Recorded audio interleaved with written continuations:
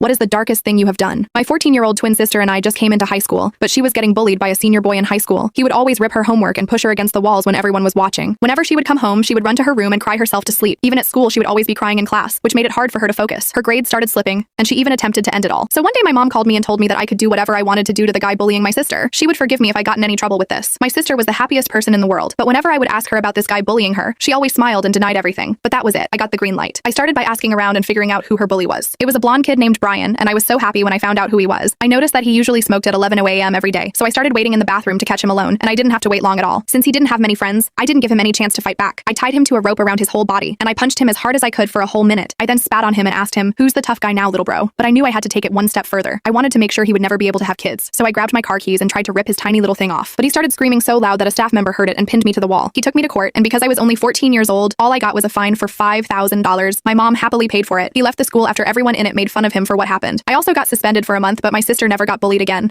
Am I the jerk?